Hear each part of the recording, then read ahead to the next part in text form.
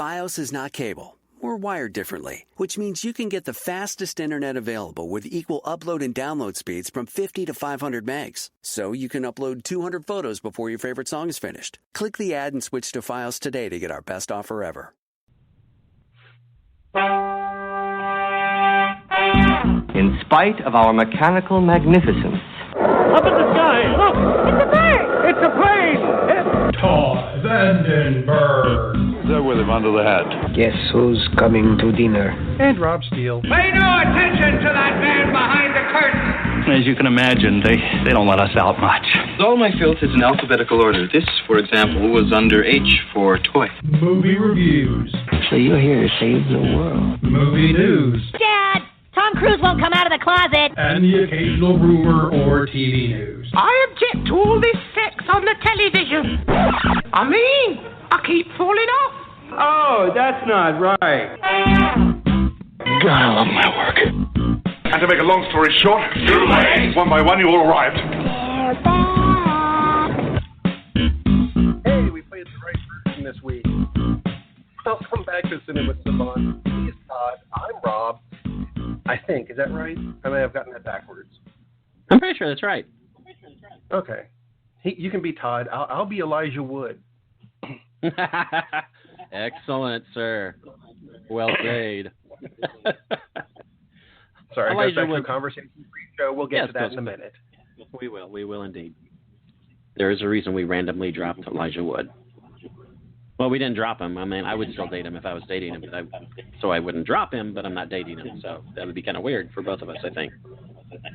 I refuse to comment on the grounds that I'm not entirely sure where we went with that. Yeah, dropping, like a name drop, but anyway. How are you, sir? Right.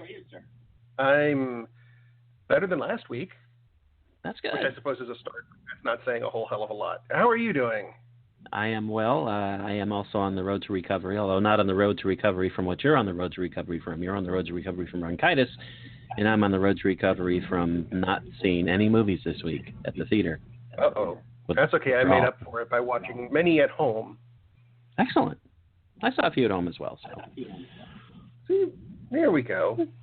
Not a bad week. Did you want to start off What? with the Elijah Wood thing, or where are we starting this week? Yeah, let's talk about Elijah Wood. Since you mentioned Elijah Wood, since he came up at the last moment, pre-pro, because Rob and I actually plot this show to the last detail. You can tell we don't. But just 2 minutes before, we were talking about, hey, did you happen to catch the version of Dirk Gently, which is on BBC America? Rob said, I've recorded it. I have not watched it yet. And I said, oh. That is correct. That's not a big deal. I saw it. It's interesting. It's kind of like a horrible curse. It's better than interesting to me. And I've only seen the first episode because that's all it's out right now. They're not letting you binge watch. Us peons can't binge watch. How dare they? And boy, it's really scattered and all over the place. But that's exactly how the book starts. So that makes sense that the TV show would start that way. Elijah Wood plays Todd, the person who is the assistant, who doesn't want to be the assistant, nor the friend, nor the best friend to Dirk Gently, who is the detective, although he's not much of a detective. The one thing that struck me, if our listeners have seen the wonderful, insane series called Wilfred, about the talking dog, that only appears to be a talking dog, and it actually appears to be a guy in a really cheap dog suit to Elijah Wood. I saw a commercial for that once and said, that looks stupid. I'm not going to watch it. Oh, my God. It is stupid, but it is hilarious. It is hilarious because Wilfred is the dog. Wilfred does all these horrible things that dogs kind of do, but he's also kind of he's not kind of. He is. He's psychotic. He's insane. At times you're not sure if he's killed people or not. Within the episode it clears up. But he's just a terrible, terrible entity because he's not a person, but he's not a dog either. Because again, when you see Wilfred through the eyes of any other character, he's just a dog. But when Elijah Wood sees him, he's this Australian guy with about a week's growth of beard in a really cheap-ass dog suit. And he smokes a lot of weed. The dog. Yeah, he's really. But they're in rude. Colorado, so it's legal. he's just a bad person. But Elijah Wood is such a put-upon character in Wilfred. Everything happens to him. He's just this hapless, poor schmuck. And it's pretty much like they took that character and stuck him in Dirk Gently. So I hope that was deliberate, because I would hope Elijah Wood went to him and said, I played this character, and this would kind of fit this show. So far, Dirk Gently is worth watching. It's weird. Obviously it's going to get weirder. It's as if, how would you describe? You haven't seen the show, but against it already, though. I'm sorry, who? Because I'm kind of prejudiced against it already, though. Not because of Frodo, but because they came out with a Dirk Gently TV series. I think it was less than 5 years ago. Right. And they just kind of went 4 episodes and kind of went, and let it go. And I liked it. But, I don't know why they didn't just pick up where that one left off. Hey, look, the cast doesn't seem to be doing much of anything. Let's bring them back to the show. Instead, completely recast it. We're starting it over. And you kind of go, well, I feel bad for the people who were in the first series, Now, was it BBC that did the original? I'm sure it was British, but... Yes, it was, actually. And that's odd, because BBC picks another up... thing that just... Don't get it. Yeah, BBC, they do so many short-run series. I mean, Fawlty Towers was 6 episodes, and then they came back a few years later and did another 6. And Luther, one of my favorite binge-watch things later, the last series of Luther was 2 shows. Right. So it would not be... Yeah, or Doctor Who. I mean, how many times have they done a series and stopped? We'll come back in a few years. I mean, it would make perfect sense. It would fit in with their typical operation to, we'll pick this up a few years later. It is odd. I agree that they didn't do that. How would you describe the show that you saw and the book, though, for people who are not familiar with Dirk Gently? Geez, it's been so long since I've read the book. The one thing I think was missing that I would have liked to have seen was the electric monk, which I'm not really going to describe very well because I only vaguely remember it. It may come in. It may come in. It was a very surreal series. It's called what Dirk Gently's Holistic Detective Agency. That's exactly what it is, and that's really not going to make a whole lot of sense, I think, unless you actually watch the show and go, read the book. Okay. Or means, read the book. Read the book. Go to your favorite bookstore and pick up a copy or download them. It's probably available on Kindle. And great book. Great book. And there are bonus points because Dirk does mention Thor in the first episode. So that gave me a little like, ha-ha, they did read the book. So that was nice to see. Okay, so that's a good thing. That is a good thing. Yeah, that's what I'm going to have to do is I'm going to have to go back and reread the book this week. So before it comes on again, which is on Saturday nights at 9 Eastern. Saturday at 9 Eastern. That is when you can watch Dirk Gently. And now you can watch the first episode on demand, of course. So, but I have high hopes for it. No, I don't have high hopes for it. I have medium high hopes for it, to put it that way. I hope to be entertained, and that's good enough. That should do, I would think. And I think that's what we need from our TV and our movies and stuff is the entertainment part. There's too many movies that are coming out now where you're supposed to feel this emotion when it's done, and you kind of go, but I don't want to. I want to have fun at the movies and be entertained. Well, this is the time of year when those movies come out, though. It's getting into Oscar season, so, you can do both. Oh, goody. You can do both. But what's wrong with doing both? I don't mind learning something and having fun. That's what Schoolhouse Rocks was for. I'm just a bill. Yes. I actually have all those. My kids watch them regularly because I learned more from that than I did several of my teachers. Anywho. So, Dirk Gently. Give it a shot. See what happens. We're not going to tell you not to watch it. And I loved this. This was a review for a movie that I'll admit I have not seen yet. But I liked the comment in the review for Jack Reacher 2, which is subtitled, let's see, what is it? Jack Reacher, Never Go Back. And the comment I saw on it was, Never Go Back isn't just a title; it's a command to moviegoers, as in never go back to theater and see another Jack Reacher movie. I thought, oh, that didn't go well, did it?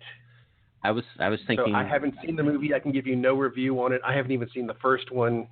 I think I have it somewhere, but I have not seen it, and this does not bode well for the second one.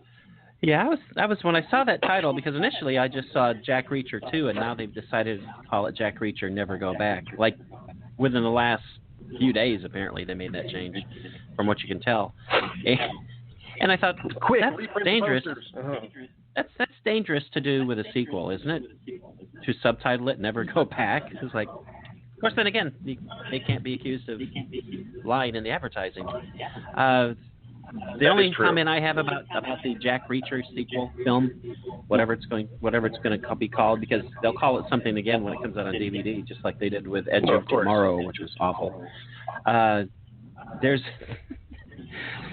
previews of other movies, and Tom Cruise introduces clips from the Jack Reacher sequel film, and he says, Jack Reacher, and it sounds very much like he's saying Jack Reacher. And I thought, oh, cool, they're doing a Halloween take on this, but unfortunately they're not. He just ran the words together. I would rather see Jack Reacher. I think Jack Reacher would be pretty fun. Spell it with a K, run them together. Sure, why not? Make it a musical. Yes, you could make a scary movie musical. You could indeed. I skipped the Fox version of Dancing the Time Warp. I chose not to do the Time Warp again. I'm not going to watch it. Sorry, I refuse to go see that, even if it is just going to my living room. I was going to say, how much are the tickets to your living room, Rob? That's my living room gets expensive. No, I'm not going to do it. Something else I'm not going to go see, and that was announced this week. And I want to ask you this because I missed something somewhere, or I can't count. I'm not sure which. They officially announced that they're making a 5th Shrek movie. Now, they said 5th, and I only remember 3 of them. I wonder if they're counting... like Windows getting to 8 and skipping 9 and going straight to 10? You know, Shrek 1, 2, 3, 5. I don't remember. Was there a 4?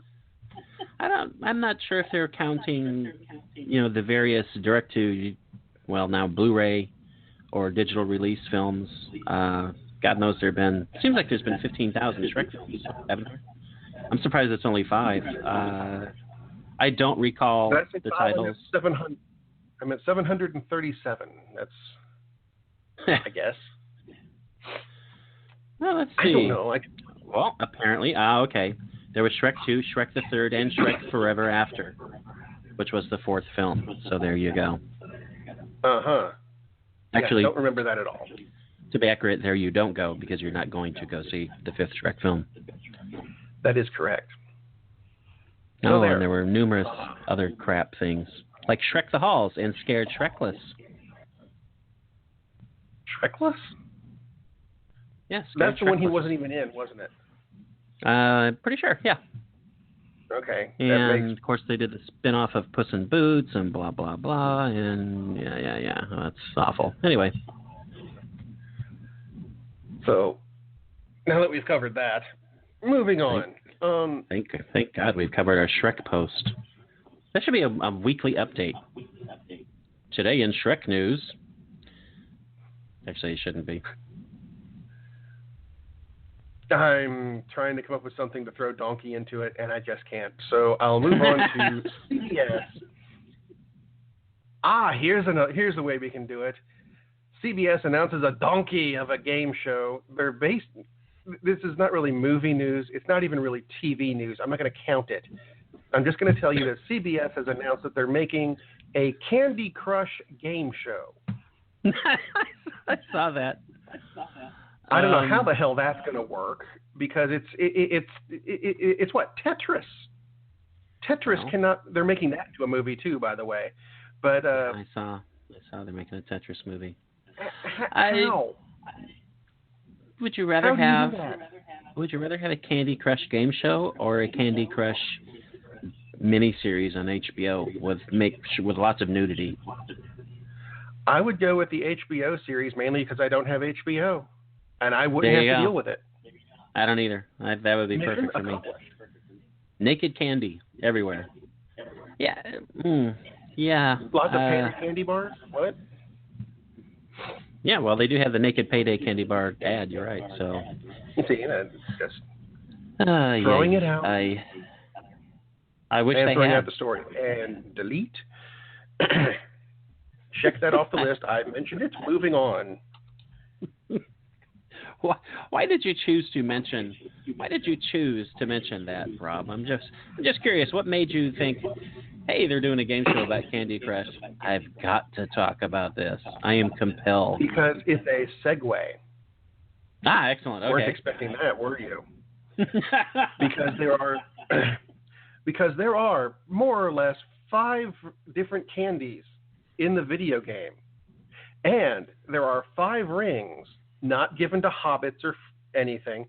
5 rings given to 5 children that are going to be in a new movie that is live action called Captain Planet. That's quite true. They use their 5 rings to become utterly useless. No, they merge people somehow and become Captain Planet, the eco superhero, which I guess it was a TV show back. Geez, how long ago was that? 1937. It was a long time ago. It was 1937. 2 years before Superman. See, I thought so. Yeah, I didn't think it was that good. I remember watching it as a kid because I was in like junior high or high school or something and went, "Oh, look, a new superhero show," and I watched it and went, "Oh, that's lame." Yeah. And then it disappeared a few years later, and now it's apparently coming back as a movie because, wait a minute, more news that goes along with it. Do you know who's, producing it? Yeah, producing it. Yes, I do. Leonardo DiCaprio. That is absolutely right. I've read just a little bit about it, and apparently Captain Planet is somewhat bedraggled and beat up, because of course that's the state of the planet, and that's the concept. Have you looked at the planet lately?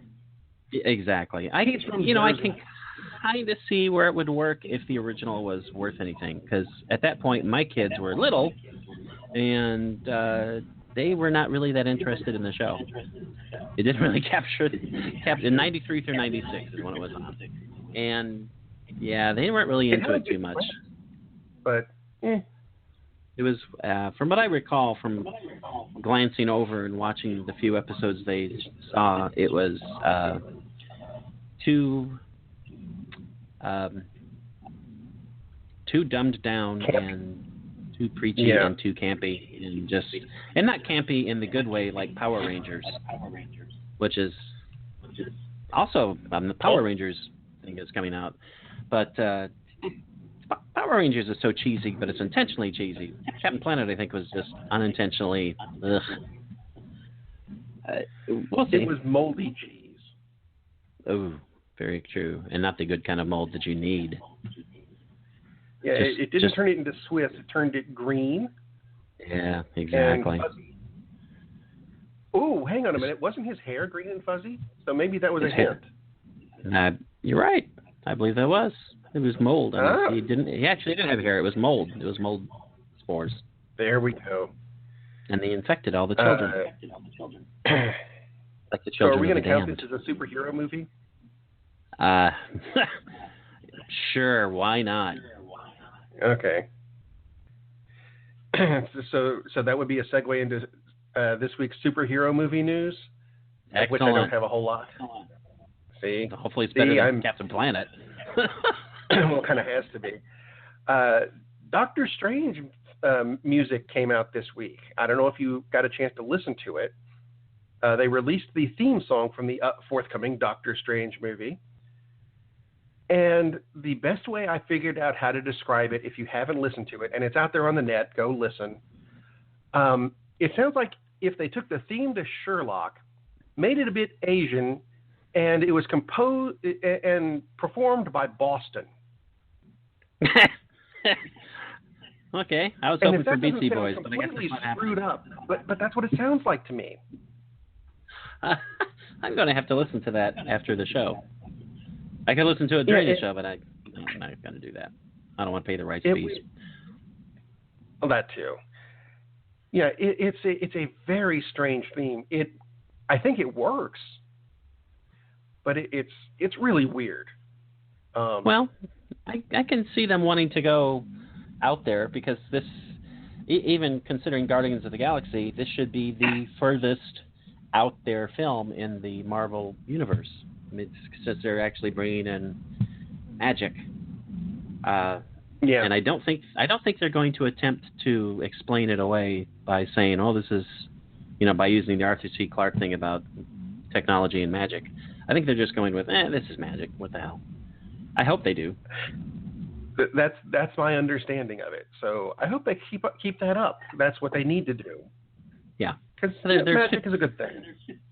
Magic is a good thing. There are too many magical characters in DC as well, obviously, as Marvel, and it's like, and I understand why they went that way with Asgard and Thor and all the rest of it, because they really kind of needed to make it fit in. But and it works for that. I would have preferred if they had not done that, but it works for that. But Doctor Strange, I'm sorry, you can't really. I can see where they could. If you use the Sorcerer Supreme, you have to use magic. It's kind of like, yes, we're going to make a Harry Potter film, but explain everything it's all using the iPhone. No. Yeah, I don't want to see that. I don't want to see Harry Potter movies anyway, but I don't want to see that. Let's see, other Marvel movie news. Old Man Logan got 2 trailers this week. One of them was the UK version, this confused me. Because if we go back to, was it Star Wars Episode 2, they had to give that one an R rating because Jango Fett gave Obi-Wan Kenobi a headbutt. And that immediately bumps it into the R-rated category. But the Old Man Logan, which I'm sorry, it's just called Logan. It's based on the Old Man Logan comic book, or so I'm told. Right. Haven't read it. I'll get to that in a minute. In this trailer, the difference between the American version and the UK version of this trailer is that Logan sticks his claws through somebody's head in the UK version. Nice. I thought, well, if the headbutt was not something they're allowed to show, but this is, but the American audience can't see it, all confused, not getting that in the slightest. Maybe the trailer that they released for the American version is the trailer that, it's not the red screen trailer. This is the approved for all audiences one, and then they'll go with the UK one for trailers before R-rated films, because Logan's R-rated. So it doesn't make much sense for them. That's I would assume that's what they're doing, and they've just labeled them as this is UK and this is because Logan is so evil and vile and reprehensible. They're not going to even show previews before Harry Potter in Great Britain. So there's a bunch of questions I have about the movie. Have you read the Old Man Logan? I've not. I'm familiar with the storyline in the series. I've not read the individual comics, but I've absorbed enough through osmosis to understand something of what's going on. Like basically, almost all the mutants are gone. Oh, sorry, spoiler. Right. And Logan has actually started. Oh, spoiler. And he actually looks kind of beat up and scarred. Oops, spoiler. And it's all in the trailer, like you said. So, and as you mentioned, yes. Sorry. No. As I mentioned, what? Last week, and I think you're about to go into it, that X-23 for some reason is like 8 years old. Yeah. That was my first question. My second question, and I wasn't confirmed about this, I thought, because I found out Patrick Stewart's in it as Professor Xavier, and I thought he would be showing up as like in a flashback scene or something. No, somehow Xavier is still alive, which confuses the crap out of me, because, and I'm not knocking Patrick Stewart, I love Patrick Stewart, but he was old. And now Wolverine, who is somewhat immortal, is old. How the hell is Xavier still around? And the only thing I've come up with so far is it's kind of like going to be like Fight Club. Xavier's only in his head. That's my theory right now, and it's going to be proven wrong very quickly. The other thing, and this got a lot of news. British comedian Stephen Merchant was cast as the character Caliban. Now, I don't know if you know. Actually, have you seen Alpaca Lips yet? Yeah. Yes, I have. I have seen it. In that movie, a guy by the name of Thomas Lemarquis, and I'm probably mispronouncing that, played Caliban. It's the same character. Why did you recast him? I don't get the recasting. I'm not knocking Stephen Merchant. I like Stephen Merchant. I don't know that I've ever seen Thomas Lemarquis in anything else. But it's not like it switched studios or something. It's kind of like when, and I don't know if you noticed this, the character of Bolivar Trask was in 2 different X-Men movies. Right. One of them, he was played by Bill Duke, who is a very large African-American man. In the second movie, he was played by Peter Dinklage, who is the exact opposite of a large black man while still being male. Exactly. My thought on the casting is maybe they didn't have enough money left in the budget in Apocalypse, and they wanted a bigger named, because he is one of the lead characters, I think, in this, so they went with a bigger name. Plus the fact that, obviously, like you mentioned, Bill Duke and Peter Dinklage playing the same character in the same film franchise from the same studio is kind of interesting. It doesn't make any sense. Not really. To me, at all. But, that's the fun of Fox. You're not going to get 2 people who look that differently while we're keeping the same gender. No, that'd be pretty hard. But Fox has, other than Deadpool, and in the next movie, Storm will be played by damn, I lost her name. Came in like a wrecking ball, whatever her name was. Yeah, Miley Cyrus. Well, Thor's a chick now, so in the comics at least. So there you go. Mentioning Fox superhero movies, I'm sure you saw this, but Deadpool 2, for supposed creative differences, which is sad, Tim Miller, the director of the first Deadpool film, is gone. So, but it was an amicable gone. That's kind of sad, because Deadpool is so fun. However, I do agree that of the 2, and it's not because Ryan Reynolds was the star and did a terrific job in Deadpool, but Ryan Reynolds was basically the driving force that made Deadpool what it was, which is Deadpool, as opposed to a guy with his mouth stitched shut, which is what Fox made him the first time around. So if one of those 2 people is going to leave, it really needs to be the director, because Reynolds is the reason Deadpool was entertaining and Deadpool was Deadpool. So, and apparently some of it is because they were disagreeing about potential sequels and blah, blah, blah after this and casting and, major differences, major reasons you would say, okay, we can't come to an agreement. And obviously the guy who was behind the whole thing, he's going to stay and the director is going to leave. And that happens a lot with stars, obviously. I mean, that's one reason why we see so many director's cuts of films coming out on digital media, because in some cases the star wanted this change made and changes were made, and that's what the studio released. And then later on they think, oh, we can make some extra money. Well, now we'll release the director's cut. So I'm still looking forward to Deadpool 2. That's, like I said, that's the only Fox. X2 I enjoyed, but until Deadpool, that was the last Fox superhero film that I liked, and that's a long, long time in between films. It is. So we'll see. I think the only other superhero news I have this week is one I'm hoping is not real. Right now it is still in rumor form. It has to do with the next Batman movie. Yes. Where they allegedly cast Anna Kendrick, she of Pitch Perfect fame, as Robin. Now, I understand that in the Dark Knight comic books that Frank Miller wrote, there was a female Robin, and I didn't have a problem with that. Right. But Anna Kendrick, I think, would make a better Batgirl. Anna Kendrick is way too, and of course they can do whatever they want, but that character, the female Robin, was about 15 or 16. That's not Anna Kendrick. Right. No. Anna Kendrick as Batgirl, whether it's Barbara Gordon or whoever, that would make sense. Anna Kendrick is great. I really like Anna Kendrick.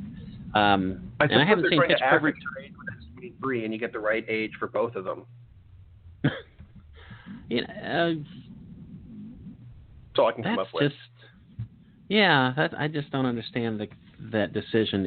If she's going to be, well, it could be they're 10 years past the events of The Dark Knight, blah blah blah, the Frank Miller's, but which wouldn't make sense anyway because 10 years after that, spoiler alert, if you haven't read those comics, Batman isn't Batman in 10 years after the events of those things. So, That's true. That's odd. I can see it working, but it just doesn't really fit anything. Yeah, I saw that and went, that's kind of scary, and I don't want them to do it. Yeah. That's my segue. And like you said, the issue is not, they're having a female Robin. The issue is the only female Robin that's ever been around is half the age of Anna Kendrick, basically, so it doesn't make a whole lot of sense. No. So what do you look forward to? What am I looking? Oh, geez. I haven't done that this week. I don't know what I'm looking forward to anymore. I am looking forward to doing our top 5 scary movies thing, though. I was thinking you should be looking forward to scary movies because Halloween's coming up. Exactly. Not tomorrow. We were thinking about doing this next week, but we're doing it the week before the day before Halloween. That way it'll give you, the listener, our friends, the chance to watch these movies before Halloween so you can binge watch them on Halloween with your friends and they'll all go, these movies are scary. Exactly. I like it. Now, I wanted to ask you this, though. Are we doing this as a top 5 thing? Or is it just a 5 random scary movies? I didn't do a top 5. I mean, I could do it on the fly from what I've got, but I've got 5, and then the last one is the one that I'm actually going to get more details on. That's almost what I've got. Although I do have 2 honorable mentions. Oh, well, I could have hundreds. So start with your honorable mentions, and I'll throw in mine. And if they're the same, I'll say, My honorable mention movie, because actually I wanted to throw in a TV show. Because by all means. It scared the crap out of me. And I only watched it 10 years ago. It's actually an episode of Doctor Who. The newer version. It's an episode called Blink. From the 3rd season, I want to say episode 10. Were there angels involved? That would be the angels episode. I made the mistake of watching that show because I got that show and I recorded it, and I had insomnia one night. I'm sitting in my living room. It's all dark. I'm by myself, and I'm watching this episode, which is a damn stupid way of watching this particular episode. If you haven't seen it, even if you're not a Doctor Who fan, it doesn't matter because the Doctor himself is only in the episode for like 3 minutes, and it doesn't matter. It is an episode that will scare the crap out of you. It will. And that's a good thing. It will give you insomnia if you're lucky, because if you're not lucky, you'll fall asleep, and you don't want to be asleep after you see that for a while. Although, I will tell you this, my wife, as a joke, got me this angel statue to put in our yard. It's not a weeping angel, but she got me this. And just for fun, because my kids had seen this episode too, and it scared the crap out of them, I took this angel statue and had it wander around. They'd go to school, I'd move the statue, that's awesome. come back and someone else. Kind of the premise of this show. And there was one night I put it in my daughter's closet just because. Oh my gosh. She was having an insomnia night, and she was doing something with her hair. She looked in the mirror, which looked into the closet, and that's where the angel was. And it, at 3 a.m, there's this death-curdling scream, And so, we jump out of bed. What the hell happened? Run into a room. The angel's in my closet. And I'm like, oh, sorry. Didn't mean to. But, I bet your wife was very happy. Very happy with you that night. No, but we look back on it and laugh hysterically pretty much every time. That's the worst thing I've ever heard of a parent doing to their child. I love that. I actually have... Well, she's still in therapy anyway. I have little figures, superhero figures. They're like 5 inches tall, whatever. And I only have 2 from Doctor Who. I have David Tennant, and I have the Weeping Angel. That's that is. You are right. That is a scary. They're creepy as crap. They are very creepy. By far the creepiest statues ever, and that includes the Golem from when was that? 1920 or 1919 maybe. So, excellent stuff. And that's an honorable mention, folks. That didn't even make the cut. And I thought it was a TV show, so it probably shouldn't be on the movie list. Yeah, that's true. So what's your other honorable mention? Not that I can say. It was a movie. People are you're gonna look at me funny on this, and that's okay. My honorable mention is actually the original Willy Wonka and the Chocolate Factory. Nice. Because when first time I saw that, I was like 6 or 7, and my friend had just gotten one of these new things called VCRs, and we watched it on that. And for some reason, that movie just freaked me the hell out. I don't know if it was it could have been the boat scene. It could have been Veruca turning into a blueberry. There was just a lot of stuff that if you're a little kid watching it, it can freak you out a bit, and that's what it did. So absolutely. It freaked out my kids when the first time they saw it. Maybe you've got this guy who's obviously a maniac. You don't know how in control he is. And he sings songs about we don't know where we're going, the boat, and kids disappear constantly. It's pretty freaky. It's pretty freaky for a kid. It would be, yeah, very much so. And the remake, sadly, my honorable mentions are more mainstream. The Shining, and I'm mentioning The Shining because Regal has done us a favor, and The Shining is out at theaters today and Wednesday. And actually, after the show, I'm hopefully going to catch a showing of The Shining. A showing of The Shining at 2:00 because that way I don't have to leave the theater at 9:30 or 10 from the 7:00 show. So there you go. See, that actually made my list. There's a reason it didn't make my list. Just because I wanted to go with a little bit lesser known films. That's the only reason. The Shining is an awesome freaking movie. And The Haunting, which came out in 1960, and which is just basically a ghost story, but it's really, really scary. There's a scene with a door, and I'm not talking about the remake that they did in the 90s with Catherine Zeta-Jones and Liam Neeson. That's a piece of crap. I liked that one, but okay. Have you ever seen the original, 1960? Actually, I haven't, which I think is why I probably like it. And that's the difference. If you haven't seen the original, then the new one is good. But when you see the original, because it's much more character-driven, and to me it's much more scary, and there's one special effect in the original, and it's really, really good, really scary. So anyway, those are my 2 honorable mentions. So what's your first or fifth, however you want to look at it, scary movie? It's going to be in a category that we don't talk about too much, the anime area. Awesome. And this is actually one of the top grossing anime movies of all time, Akira. Love it. A lot of people don't like it because it didn't follow the books exactly. Well, you've got 7,000 books that you're trying to squish into a movie. Through the whole thing, if you haven't seen it, yes, it's animated, but it's not animated in a cartoonish Disney way. Anime has a completely separate thing where a lot of it looks realistic, and I think they would love, that Leonardo DiCaprio has been trying to turn this into a live-action movie for years, but can't because of budget issues, because it would just cost that much money.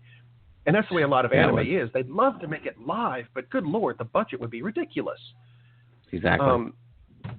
So the thing with Akira is, I guess there were really only 2 things that were, scary in it. but they gave me nightmares scary. What would be the thing with the teddy bear? About halfway through, when our main character Tetsuo realizes that he's becoming telepathic and telekinetic and everything starts turning on for him, and the gray kids, who I don't think have names, come to visit him in a hospital, but they're not as themselves. One of them pops up as a little toy, and one of them pops up as a little teddy bear. The teddy bear is just creepy.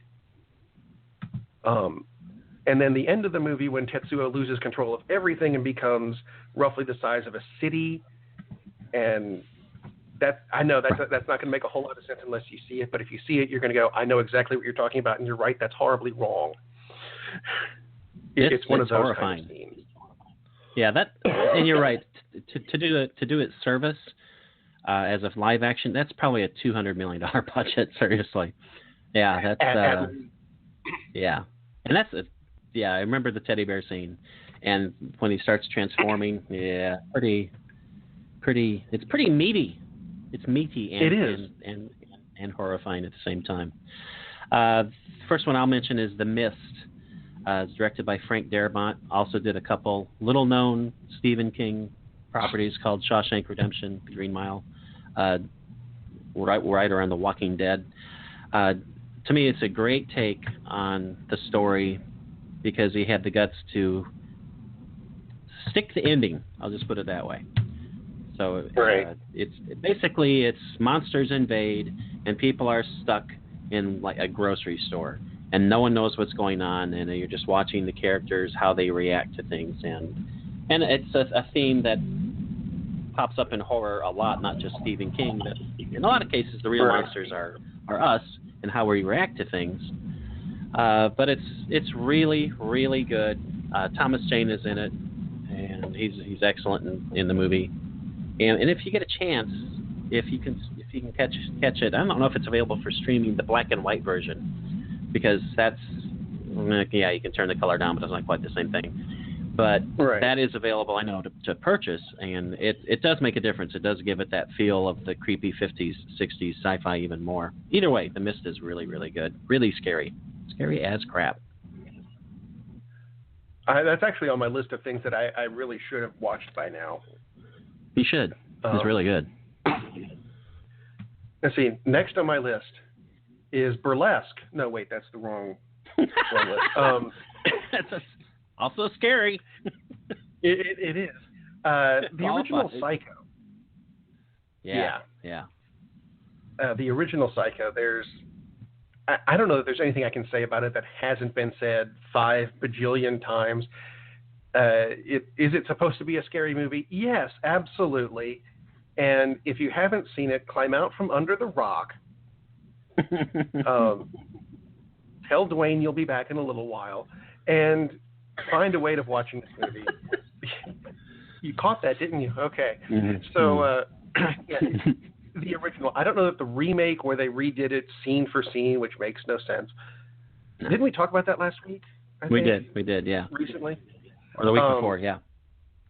Something recently. But yeah, the original Psycho, if you haven't, go see it. If you have, see it again because it's worth it. Absolutely, it's worth it. And I've heard a discussion, people were talking about scary movies, and they were saying how, actually it was talking about a film that will come into the conversation later, and he was talking about when he first saw it, it scared the crap out of him, and he showed it to his kids, and they kind of went, because so much has been based on those older films, and in some cases that happens with movies like Psycho, which is really unfortunate, because if you just relax and you forget about the fact that your brain has been saturated with the 17th version of Freddy meets Jason and they all go out for Halloween, it's again, and it's the difference between jump scares and suspense. There's some jump scares for sure in Psycho, but it's about the suspense building up. Yeah, Psycho's a terrific movie. So I'm going to jump from the masterful suspense of Psycho to something that's just really meaty, pun intended, The Midnight Train. came out 2008. Directed by a Japanese director, Kitamura. Directed Versus, which is a really cool movie. Stars Bradley Cooper just before Bradley Cooper hit the big time as like the it guy. It does not have Jennifer Lawrence because she was probably 5 in 2008, so she's not in it. She's in everything else with Bradley Cooper now, but not this one. It's based on a Clive Barker film. He wrote the screenplay, and it's about a photographer who finds out about this guy who supplies meat to somebody, and the meat he supplies is made from people, and he does it on a subway. Soylent Green. No, spoiler for another movie. Not it's quite different from Soylent Green. It's very scary, very creepy. Vinnie Jones plays the villain. Don't worry, he's the villain the second you see him. He may have like 5 lines in the movie, if that. He's really, really good in this movie. And the reason I mention it is this is one of those movies that's probably kind of under the radar as opposed to Psycho. It's like everybody knows about Psycho, right? Which you have to mention because at this point, Jesus, Psycho is 56 years old. So there are a lot of people who have never seen it and need to see it. Yeah, and Midnight Meat Train, it is suspenseful, but it is much more in the camp of, wow, that was incredibly gross. I didn't know they could do that and not make it actually have to decapitate somebody to do it. So, but it is a very scary film. Psycho is 56 years old. Boom. And number 3 for you. Well done. Well, actually, number 3 for me was The Shining, which you already covered. That was... How can that not be a movie that doesn't affect your sleep? Oh, yeah. Exactly why I'm not seeing it 7 tonight. There was okay, the only thing I'm going to say about The Shining is there was a Cartoon Network parody of The Shining where instead of using the little kid and the twin girls, they used Jinxie, Pixie, and Dixie. The cat and the 2 twin mice. My God, I never basically. saw that. I'll see if I can find it on YouTube and put that up somewhere. Play with us, Pixie, and even that made me go, oh crap, the nightmares are going to come back again tonight. It's a scary crap movie. Room 237 is the room you do not want to go to. Room 237. There's actually a documentary about The Shining called Room 237, which is really interesting. It's just how all the interpretations these people have made from it. That The Shining is really about the decimation of the Native American. No, The Shining it's all these bizarre theories that people have come up with that it's what it's really about. That movie is scary as hell. Again, That's why I'm going to see it, and I've seen the movie probably 15 times, but it's at the theaters. Like, woo! I haven't seen it in the theater for years, so I'm going. Oh, there you go. Number 3 for me is The Ring, not the Japanese version. I like the Japanese version, but I actually think this is one of the rare instances where the American remake is better than the original. Gore Verbinski, who has Oak Ridge linkage, which is cool, was the director. Who went on to give us Pirates of the Caribbean, and unfortunately went on to give us like 18 more installments of it. But, the studio pays you take the money. Naomi Watts is in it. Great. It's about the videotape. I'm sorry. If you don't know, if you see this videotape, you will die in 7 days. And it is scary as crap. There are some sequences which just, no, I don't want to see that stringy-haired black and white girl show up ever. Right. That movie is a lot of fun. And at what point we'll get to the point after we're done with all of this why we go see scary movies. But anyway, so The Ring, 2 good stuff. On to your 4th one, Rob. That would be the original Alien, which a lot of people go, ooh, that's a sci-fi movie. Actually, no, it just has a sci-fi setting. It is a horror movie. Right. Because, just because it doesn't take place at a campsite where everybody gets knocked off one by one by the creature, it's on a spaceship where everyone gets knocked off one by one by an alien. Exactly. But it was, 1979. done with really good special effects. Not that there really needed to be that many. Although I did want to point out that when they filmed it, the whole chest burster scene, which if you don't know about it, again, out from under the rock. When they filmed the chest burster scene, the only actor who knew what was going to go on when they filmed it was John Hurt, and that's because he's the one who had his chest explode. Yeah. Everyone else, Sigourney Weaver, Tom Skerritt, who's it, Yaphet Kotto, nobody else knew what was going to happen when they were filming it, which is why when you see the chest explode, everyone kind of goes, "What the hell just happened?" And that's a real feeling because none of them knew. Yeah, they totally freak out. Except Harry Dean Stanton kind of looked at it like, "Oh, I saw that at the Waffle House last week," because he's Harry Dean Stanton. Well, yeah, that doesn't count. And I agree it's a horror movie in a science fiction setting. Like Aliens is an action movie in a science fiction setting. In science fiction setting, yes. That's and I'm glad you brought that up because neither one is on my list. They overall, yeah, of course, but not this specific list. But I know it's one of the rare instances where they took a film, followed the characters, made a perfect sequel, and yet it's a completely different kind of movie. Going from a horror movie to an action movie. Obviously there's elements of both in each, but they have very different feeling in those movies. I thought that was brilliant. But when they did it, it made sense as opposed to like when they made a sequel for Highlander and made it, same characters and made it a very different movie. Only the second one you kind of went, "What the hell are you doing?" Right. That doesn't make any sense. And that happens way, way too often. My fourth movie is. Go ahead. Thankfully, not to the extent that Highlander does, because I think that is probably the worst sequel of all time. We'll have to do a show about that. Because there are a lot of candidates, unfortunately, but it's certainly up there. Yeah, it's awful. A movie that's not awful though is my fourth choice is from the 50s, Curse of the Demon. Now you may see this listed as Night of the Demon. And there are other films called Curse of the Demon, but the one I'm talking about is black and white, 1957, stars Dana Andrews. So if you're looking through streaming things, this is the one you want. And again, it's more of a subtle horror movie. There are some cool effects. They show up later in the film. And basically about a guy who doesn't believe that a gentleman is a warlock, that he's able to cast spells, that he has magical powers, and he finds out, much to his chagrin later on, that, he can do shit like put curses on me. And it's interesting how it follows, how he gradually comes to believe that, this is for real, creepy as hell, and has a great reveal of a monster towards the end.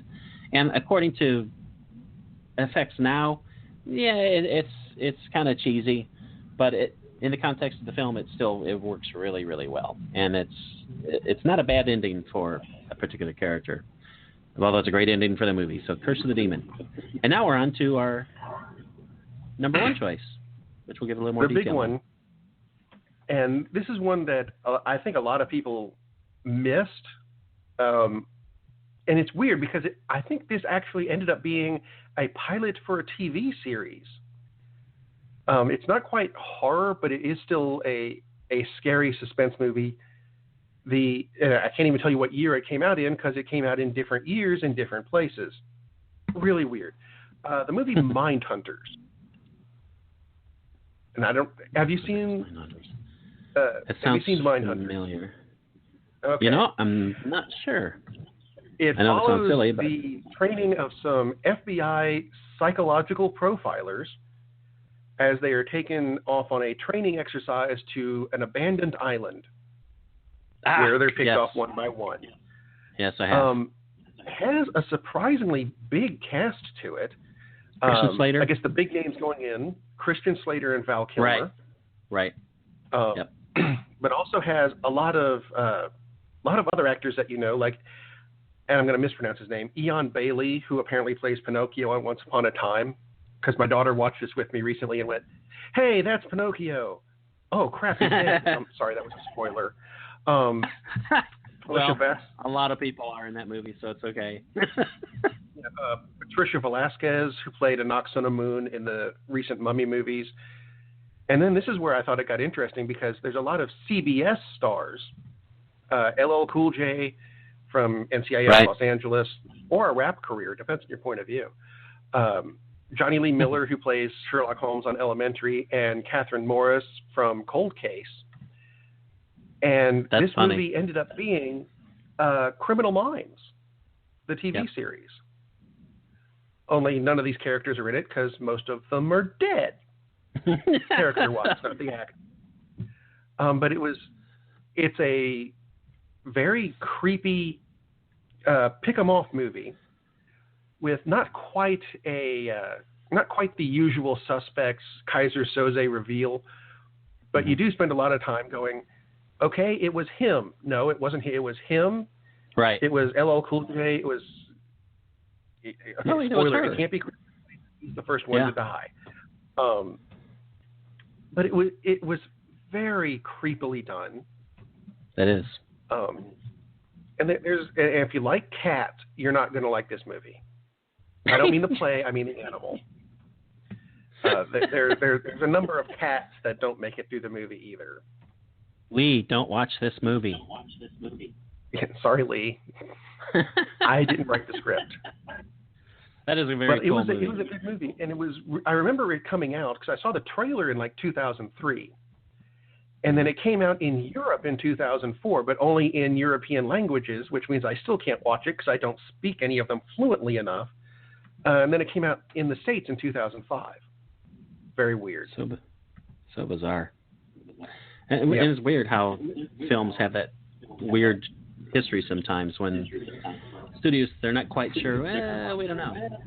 And then they wind up dumping it later, which that's not a film that should have been dumped, that's for sure. It's a really good movie. It ended up being a flop. Yeah. It did not make money. Which a lot of times, let's see, the movies I missed, mentioned The Mist wasn't a big hit. The Midnight Meat Train was not a big hit. The Ring is the only movie that I mentioned that actually did really well at the box office. My fifth film is The Exorcist 3, not the original. Because The Exorcist is kind of too easy. It's the second sequel. Talking about horrible sequels, The Exorcist 2, they should just burn every instance of film on that thing and wipe out the hard drives. Wow, what a piece of crap that is. Exorcist 3 is a direct sequel, and it benefits from having been written by William Peter Blatty, who wrote the original book, The Exorcist, and wrote its sequel, Legion, and Exorcist 3 basically is the book Legion. He directed it as well, so good thing. It picks up on the story. Some of the characters are still in it. Actually improves the cast, and I think Lee J. Cobb is a terrific actor. He played Lieutenant Kinderman. But this time you have George C. Scott playing Lieutenant Kinderman, which is pretty frickin' sweet. Ed Flanders plays, not Ned Flanders, please. Ed Flanders plays Father Flanders. Joseph. How did he? Yeah, pretty awesome. He plays Father Joseph, who was kind of a minor character, but he was the closest friend of Father Karras, Damien Karras, in the original, and he's a major character in this, and he's terrific in it. And Brad Dourif shows up, and to me, it's the best performance that Brad Dourif's ever done. And he plays up, and he plays a guy who's kind of messed up. I don't want to give you any other spoilers other than that, but he is not a nice person in this film, and it's a direct ties to even though this came out in 1990, so it's like 15, 16 years after The Exorcist. It's set 15, 16 years after The Exorcist, and there are more characters, not Regan McNeil though, but there are more characters who show up in this movie from the original film. And there are sequences which are scary as crap. And overall, I think it's terrific because George C. Scott's amazing. Brad Dourif is great. It's just this really cool murder mystery and psycho killer, serial killer thing, which also ties into The Exorcist, which is pretty cool. So that's my favorite scary flick. Yes, Brad? Brad Dourif, he's one of my favorite actors, actually. But I'm wondering, has he ever played a non-bad guy? Well, he's played a non-bad guy. I'm looking at his list of stuff on IMDb, and I don't know a lot of it. I'll admit that, but still. Well, One Flew Over the Cuckoo's Nest. That's his debut, and he's not a bad guy. He's damaged as hell. He also seems to play someone who has major issues, at least, if not just an outright villain, like Wormtongue in the Lord of the Rings flicks, and one of the great episodes of the X-Files, Beyond the Sea. He plays a serial killer in that, and he's awesome in that. Brad Dourif is very, very cool. Very good actor. There's one. Played Brother Edward on Babylon 5. Well, there you go. He was kind of a... Okay, spoiler for those of you who go back and watch Babylon 5, which I recommend. It was an excellent series. But yeah, he didn't mean to be a bad guy. So if that counts. That counts. I guess. That counts. Intent. That'll do. Is part of it. There you go. And if you haven't seen the Exorcist TV show, highly recommend that. It's the 4th episode just aired, and it's definitely kicking into high gear. And there are there were little hints and notes that it is certainly in the same world as the original Exorcist movie. They really cranked that up. So no, it is absolutely in that same world, and it's getting better with every episode. So, and it's on Fridays at 9:00. So there you go, more TV for you. So, just set everything for 9:00, and you'll find something good. Pretty much. Apparently. Pretty much.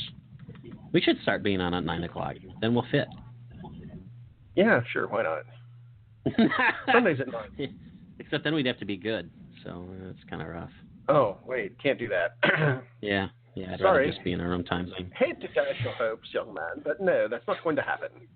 Do you have anything else for our audience before we depart?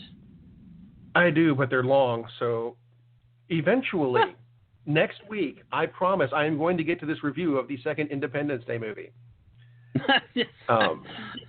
And Star Trek Beyond.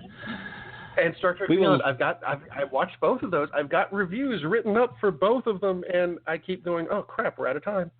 We will tune in next week. We will lead with those next week, so we don't screw up. Okay. And maybe someday you'll actually get a chance to see it, Luke Cage too. So, geez, if my kids will just get better and go back to school, exactly. It would help. Before we leave, I do want to mention some of the other fine shows on the network. On Mondays, typically we have Fist Fight Fan Club with Jed Mishu, covers MMA. Tuesdays cover 32 Seahawks Show with Kevin Daggett and Lee Vowell. Wednesday, Late Night Parents with Ted Hicks. Thursdays, NBA Full Court Press with Danny Thompson.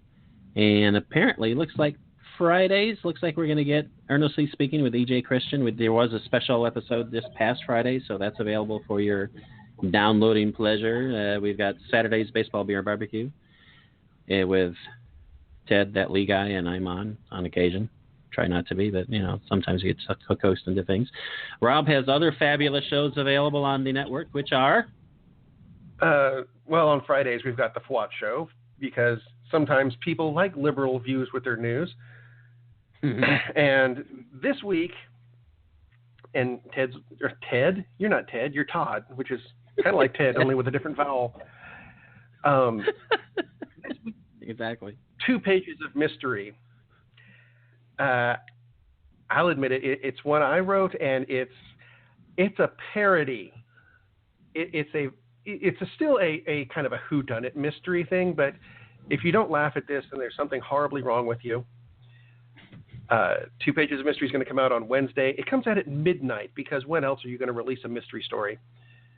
You can check it out here on the Happy Hour Network. Also, the 2 Pages of Mystery website, which is 2pagesofmystery.com. 2 is spelled with a number. The rest of it uses letters. Which, speaking of 2 Pages of Mystery, what again was the title of your last episode, your pastiche of Inspector Clouseau? Positions, please. That was very funny. Yeah. Very well done. Very funny stuff. I had fun with that. It's something that I think people will enjoy. And yes, Detective Joseph Vendredi, which if you translate, I'm going to go ahead and tell you this. If you translate Joseph Vendredi from French, it's Joe Friday. Let's see. It's a dragnet. And I think Todd just got on to that. So. Yeah, I just got onto that. But there are tons of puns.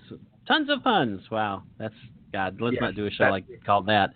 But there are many puns within that particular show, and man, I'm surprised your throat doesn't hurt doing all those voices. It's very, very, very, very funny. Very well done. Oh dear, it does after a while. There are some of those voices that I do, and then I'm like, yeah, I'm gonna have to take a break for like a week and recuperate. Yeah, just do a straight story instead of a straight story, which is actually a good easy to do. That's true. So anyway, I think that's our show. I'm gonna go get a drink. Have Hopefully a good week, it's a really everybody. good drink. Bye-bye. Ooh, that's a bingo.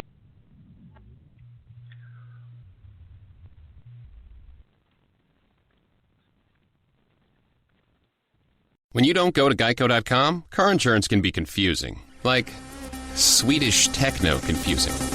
Bark, bark, meow, meow. Dance with me, purple cow. Bark, bark, meow, meow. Ooh, you lovely cow.